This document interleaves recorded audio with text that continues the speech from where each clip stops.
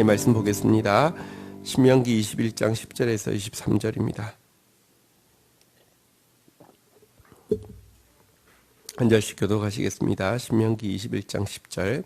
내가 나가서 적국과 싸울 때에 내 하나님 여호와께서 그들을 내 손에 넘기심으로 내가 그들을 사로잡은 후에 내가 만일 그 포로 중에 아리따운 여자를 보고 그에게 연연하여 아내를 삼고자 하거든 그를 내 집으로 데려갈 것이요 그는 그 머리를 밀고 손톱을 베고 또 포로의 의복을 벗고 내 집에 살며 그 부모를 위하여 한 달 동안 애국한 후에 내가 그에게로 들어가서 그의 남편이 되고 그는 내 아내가 될 것이요 그 후에 내가 그를 기뻐하지 아니하거든 그의 마음대로 가게 하고 결코 돈을 받고 팔지 말지라 내가 그를 욕보에 쓴즉 종으로 여기지 말지니라. 어떤 사람이 두 아내를 두었는데 하나는 사랑을 받고 하나는 미움을 받다가 그 사랑을 받는 자와 미움을 받는 자가 둘 다 아들을 낳았다 하자. 그 미움을 받는 자의 아들이 장자이면 자기의 소유를 그 아들들에게 기업으로 나누는 날에 그 사랑받는 자의 아들을 장자로 삼아 참 장자 곧 미움받는 자의 아들보다 앞세우지 말고 반드시 그 미움을 받는 자의 아들을 장자로 인정하여 자기의 소유에서 그에게는 두 몫을 줄 것이니 그는 자기의 기력의 시작이라 장자의 권리가 그에게 있음이니라. 사람에게 완악하고 패역한 아들이 있어 그의 아버지의 말이나 그의 어머니의 말을 순종하지 아니하고 부모가 징계하여도 순종하지 아니하거든. 그의 부모가 그를 끌고 성문에 이르러 그 성읍 장로들에게 나아가서 그 성읍 장로들에게 말하기를 우리의 이 자식은 완악하고 패역하여 우리의 말을 듣지 아니하고 방탕하며 술에 잠긴 자라 하면 그 성읍의 모든 사람들이 그를 돌로 쳐 죽일지니 이같이 내가 너희 중에서 악을 제하라. 그리하면 온 이스라엘이 듣고 두려워하리라. 사람이 만일 죽을 죄를 범함으로 내가 그를 죽여 나무 위에 달거든 그 시체를 나무 위에 밤새도록 두지 말고 그날에 장사하여 내 하나님 여호와께서 내게 기업으로 주시는 땅을 더럽히지 말라. 나무에 달린 자는 하나님께 저주를 받았음이니라. 아멘. 네. 어제 본문에는 보면 억울한 죽음에 대해서 반드시 최선을 다해서 또 처리하고 또 궁극적으로 이런 죽음이 없도록 억울한 피가 흐르지 않도록 하실 대속자를 사모하게 하는 내용이 있는데요. 오늘 본문에 보면 또 억울한 사정들을 방지하는 그리스도인의 모습이 무엇인지를 또 교훈하고 있습니다. 한번 좀 보도록 하겠습니다. 10절, 11절 교독하겠습니다. 내가 나가서 적국과 싸울 때에 내 하나님 여호와께서 그들을 내 손에 넘기심으로 내가 그들을 사로잡은 후에 내가 만일 그 포로 중에 아리따운 여자를 보고 그에게 연연하여 아내를 삼고자 하거든 고대 전쟁을 하게 되면은 이제 포로를 잡게 되고요. 포로 중에 또 이제 여인을 또 포로로 잡게 되는 경우가 많이 있겠죠. 또 그 여인 중에서 또 아름다운 여인이 있을 수 있죠. 어느 사회에서나 있을 수 있는 일인데요. 그러나 이 상황은 어느 사회나 있을 수 있지만 이 상황에 대해서 이렇게 율법에 기록해 놓은 나라는 진짜 아무도 없습니다. 왜냐고 하면 사실은 우리가 요즘 이제 사회에 문제가 되는 이 포르노나 이런 것이 어원으로는 포로 잡힌 여자를 가르친다고 이렇게 이야기합니다. 포로 잡힌 여인은 고대 시대에 진짜 제 마음대로 할 수 있는 그런 합법적인 대상이었을 것입니다. 그런데 이런 경우가 생겼을 때 어떻게 하라고 하는지 한번 좀 보시죠. 우리 12절, 13절 우리 교독을 하도록 하겠습니다. 그를 내 집으로 데려갈 것이요 그는 그 머리를 밀고 손톱을 베고 또 포로의 의복을 벗고 내 집에 살며 그 부모를 위하여 한 달 동안 애국한 후에 내가 그에게로 들어가서 그의 남편이 되고 그는 내 아내가 될 것이요. 자, 이런 때 그냥 뭐 마음대로 취하는 것이 아니라요. 우선은 한 달을 머리를 밀고 손톱을 베입니다. 이것은 이제 그 뭐랄까요? 어, 남자도 여인을 제일 처음에 이제 막 이렇게 그 외모에 반했던 그 모습을 최대한 이제 그런 모습이 없어지겠죠. 그러면서 여인도 한 달 동안 어쨌든 자기 부모가 죽고 저 고향을 떠나게 된 이 시간에 대해서 자기 마음을 이제 부모를 향해서 막 슬퍼하는 거, 또 자기 마음을 정리하는 시간을 줄 뿐만 아니라 남자도 한 달 동안 잠시 육정에 걸린 것인지 진짜 사랑하는 것인지 점검하는 시간을 주는 시간을 가지고 나서 이제 새로 새 머리가 나고 이렇게 새로 출발할 때가 되어서 결혼을 하게 하라, 이렇게 이야기를 하고 있습니다. 신중하게 또 상대방의 감정도 돌아보면서 결혼을 하라, 이렇게 돼 있는데요. 14절 보면 같이 한번 읽을까요? 시작. 그 후에 내가 그를 기뻐하지 아니하거든 그의 마음대로 가게 하고 결코 돈을 받고 팔지 말지라. 내가 그를 욕보였은즉 종으로 여기지 말지니라. 그러나 여러분, 한번 결혼하고 나면 내가 한 달 동안 돌아보았다고 해도 또 살다 보면 여러분들 다를 수가 있잖아요, 그죠? 그냥 포로 때 말을 제대로 이제 이 나라 말을 못하고 하면 그냥 인형 같다고 생각할 수 있습니다. 인간이 그렇게 착각할 수 있죠. 근데 동화가 되고 이제 말하고 나면 이렇게 서로 막 또 갈등이 생길 수 있죠. 그러면 여러분들 어차피 포로 출신이니까 그냥 돈 받고 팔고 뭐 이럴 수 있을 것 같은데요. 절대 그렇지 않다는 것입니다. 뭐 결혼했기 때문에 그 사람은 이제 온전한 이 공동체의 일원으로 받아들여진 것이고, 네가 원치 않아서 이혼을 하게 될 경우에는 자유인으로서 그녀가 예를 들면 고향으로 돌아가면 고향으로 돌아가도록, 아니면 이곳에서 남으면 남도록, 어쨌든 그녀를 최대한 배려해 주라, 이렇게 이야기하고 있습니다. 약자를 억울하지 않게 하는 것, 약자를 배려하고 존중하는 것은 신앙이 얼마나 성숙한지, 인격이 얼마나 성숙한지, 공동체가 얼마나 성숙한 공동체인지를 보여주는 정확한 척도입니다. 하나님께서는 이렇게 고대 사회에서 가장 약자일 수 있는 포로된 여인에 대해서도 배려하고 억울하지 않게 하라고 가르치고 있고요. 자, 15절부터 자, 우리 한번 좀 보도록 하겠습니다. 15절, 16절, 17절입니다. 교독하겠습니다. 어떤 사람이 두 아내가 두었는데 하나는 사랑을 받고 하나는 미움을 받다가 그 사랑을 받는 자가 미움을 받는 자와 미움을 받는 자가 둘 다 아들을 낳았다 하자. 그 미움을 받는 자의 아들이 장자이면 자기의 소유를 그의 아들들에게 기업으로 나누는 날에 그 사랑을 받는 자의 아들을 장자로 삼아 참 장자 곧 미움을 받는 자의 아들보다 앞세우지 말고. 17절 같이 읽겠습니다. 시작. 반드시 그 미움을 받는 자의 아들을 장자로 인정하여 자기의 소유에서 줄 것이니 그는 자기의 기력의 시작이라 장자의 권리가 그에게 있음이니라. 여러분, 이제 살다 보면 이걸 뭐 권장하거나 한 것은 아니지만 어쨌든 이제 아내가 둘이 생겼는데 그러다 보면 한 사람은 사랑받고 한 사람은 미움받는 일이 있을 수 있겠죠. 그런데 자식 가운데 장자가 미움받는 자의 자식이고 그 사랑받는 자의 자식이 장자가 아닐 경우에도 유산을 나누어 주는 날에 사랑받는 자의 자식, 장자 아닌 자식을 장자처럼 세우서는 절대 안 된다. 반드시 장자에게 장자권을 주어서 장자에게 소유의 갑절을 주는데요. 꼭 그렇게 하라, 이렇게 이야기하고 있습니다. 이것은 자기 감정대로 대인관계를 처리해서는 안 되고 율법에서 이야기하고 있는 정도를 지키라는 것에 대한 내용입니다. 우리는요, 하나님의 법이 있지만 여러분, 법보다 내 감정이 훨씬 앞섭니다. 그래서는 안 된다는 것을 성경은 가르쳐 주고 있습니다.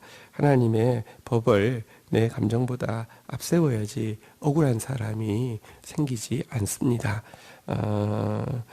어쨌든 이제 이렇게 이 가족 자녀를 향해서의 모습이라고 하면 18절부터의 내용은 거꾸로 자녀가 부모를 향해서 어떻게 해야 하는지에 대해서 이야기하고 있는데요. 한번 교독하도록 하겠습니다.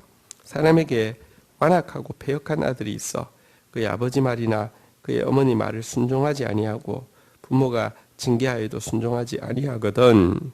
그의 부모가 그를 끌고 성문에 이르러 그 성읍 장로들에게 나아가서 성읍 장로들에게 말하기를 우리의 이 자식은 완악하고 패역하여 우리의 말을 듣지 아니하고 방탕하며 술에 잠긴 자라 하면 그 성읍의 모든 사람들이 그를 돌로 쳐 죽일지니 이같이 내가 너희 중에서 악을 제하라.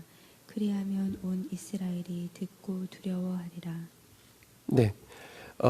여러분 여기 이제 한 아들이 나옵니다. 고집스럽게 반역하고 부모의 권위를 이제 무시하는 방탕한 아들이 나오는데요. 이 아들에 대해서 어떻게 할 것이냐, 이제 부모가 징계해도 순종치 않는 아들에 대해서 고의적으로 반역하고 습관적으로 무시하는 또 방탕한 삶을 사는 아들에 대해서 어떻게 해야 될 것이냐에 대해서 다루고 있는데요. 여러분 성경에서 이제 하나님께서 이 세상을 통치하는 중요한 한 방법이 권위와 질서를 통해서 다루심을 알게 됩니다. 하나님 나라도 권위와 질서를 통해서 다루어질 것이며 사단의 출발이 바로 이 권위와 질서를 무너뜨린 데 있습니다.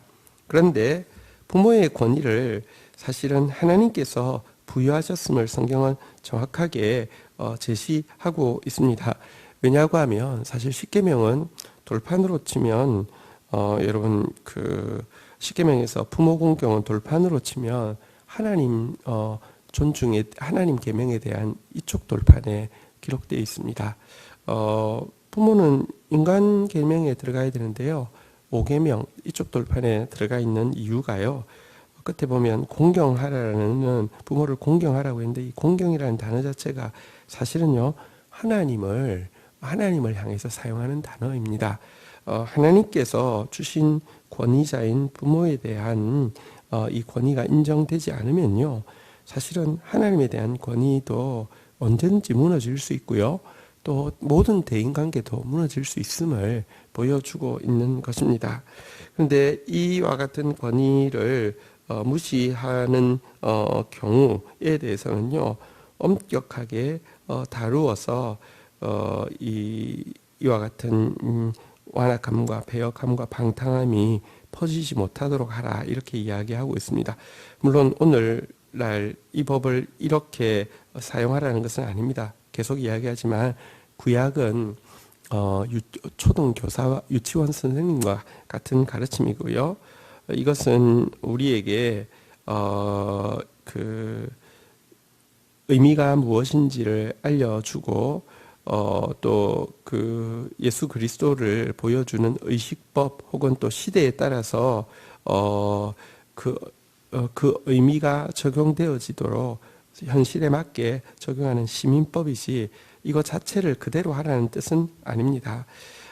사실은 하나님께서는요 우리의 이 완악함과 패역함 때문에 사실은 가장 순종하는 아들인 그의 아들을 대신해서 내어서 희생을 시키실 정도로 우리를 불쌍히 여기시는 하나님이십니다.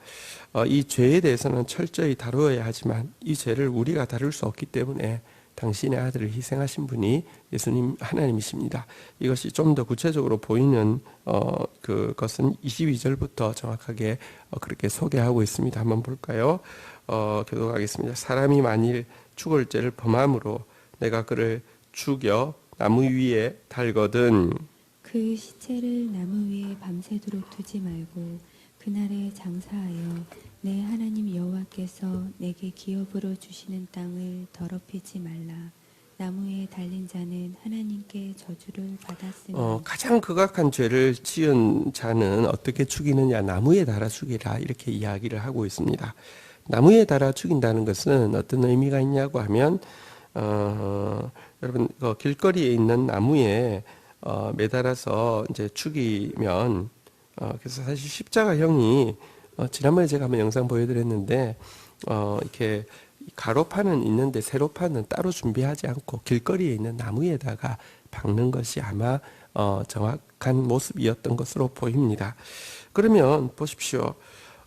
나무에 이렇게 못 박혀 죽는 것 자체도 정말 고통스럽지만 길거리에서 모든 사람이 보는 앞에서 여러분 바로 눈높이로 볼 수 있는 앞에서 만질 수도 있는 거리에서 이렇게 죽는다는 것은 굉장히 수치스럽고 모욕스러운 죽음입니다. 고통과 수치와 모욕을 다 감내하는 것이 이 나무에 달려 죽는 것인데요. 이와 같은 죽음을 극악한 죄인이 받게 되어서 이 나무에 달린 자마다 저주를 받는 것이다라고 성경에 기록을 하고 있는데요. 예수님은 우리의 이 패역함, 이 모든 것을 완악한 모든 것을 걸머지시고 나무에서 달려 죽으셨고요. 그런데 이 죽음이 너무 저주스러운 것이기 때문에 이런 자의 시체는 밤새도록 두지 말고 그날에 내리라고 되어 있습니다. 예수 그리스도께서 십자가 지시고는 당일에 시신이 내려와서 이렇게 수습이 돼야 되는데요. 사실은 이 십자가형을 당한 사람들이 실제 고통은 최대로 느끼지만 잘 죽지 않게 하기 위해서 십자가형을 이렇게 하는 것입니다. 그런데 규례가 밤새 두지 않는 것이기 때문에 어떤 시간이 되면 꼭 죽어야 됩니다. 그래서 대부분의 경우는 어떤 시간이 지나고 나면 그 강목 같은 것으로 뼈의 마디를 다 쳐서 꺾어버리면은 이제 더 이상 이렇게 너무 고통스럽기 때문에 숨을 쉬기 위해서 계속 움직여야 되는데요. 이걸 못해서 죽게 되는데 예수님은 그 뼈가 꺾이지 않을 것이라는 예언이 되어 있는데 실제 예수님은 십자가 지시기 전에 사람이 채찍질만으로도 죽을 수 있는 채찍질을 당하시고 또 그 전날 밤에 밤새워 기도하시고 십자가를 지셨기 때문에 꺾이기 전에 운명하셨습니다. 대신에 확실히 운명했는지 확인하기 위해서 창으로 이렇게 허리를 찔렀죠. 근데 그때 피뿐 아니라 물이 함께 나왔는데요. 피와 물이 분리된 것은 죽지 않은 사람에게서는 그런 일이 일어나지 않는다고 합니다. 어쨌든 예수님은 예언대로 이 저주의 나무에 달려 우리의 모든 저주를 걸머지심으로 말미암아 하나님 앞에서 우리에게 살 길을 열어주신 분이 예수님이심을 구약은 예표하고 있습니다. 오늘도 우리가 모든 관계에서 하나님의 법으로 말미암아 또 하나님의 사랑과 공의의 정신으로 말미암아 배려하고 또 존중하며 그러나 그럼에도 불구하고 우리는 절대로 남에게 죄 짓지 않을 수 있는 존재가 아닙니다. 내 죄를 내 스스로의 신실함으로 해결할 수 있는 존재도 아닙니다. 오늘도 예수 그리스도의 그 보혈로 말미암아 용서받는 저와 여러분들이 되시기를 주의 이름으로 축원드립니다. 주신 말씀 붙잡고 우리 주님 앞에 나아가 기도하는 시간 가지도록 하겠습니다. 함께 기도하시겠습니다. 아버지 감사합니다. 오늘 우리가 그리스도의 사람으로서 어떻게 살아야 될지 오늘도 알려주셔서 감사합니다. 하나님 나의 언행이 주의 율법의 그 기준을 두고 정말 사랑과 공의로 행하는 자 되게 하시고 사람들을 억울하게 하는 자 되지 않도록 도와주시며 하나님의 권위와 질서 아래에 있는 자 되어지게 하여 주시고 결단코 완악하고 패역하고 방탕한 삶 살지 않도록 인도하여 주시기를 원합니다. 그러나 나의 행실만으로는 나의 언행만으로는 하나님 반드시 억울한 자를 만들 수 있으며 또한 하나님 앞에서 범죄할 수밖에 없는 존재임을 또 인정하고 고백합니다. 이런 극악한 나의 모든 죄를 위하여서 저주의 나무에 달리셔서 용서해 주신 주님 감사하고 감사합니다. 1만 달란트 빚진 자로서 오늘도 살아갈 수 있도록 저희에게 은혜를 더하여 주시옵소서. 예수의 보혈로 말미암아 정결해지며 예수의 보혈로 말미암아 오늘도 사랑의 삶 살 수 있도록 인도하여 주시옵소서. 감사합니다. 예수 그리스도의 이름으로 기도 올립니다. 아멘.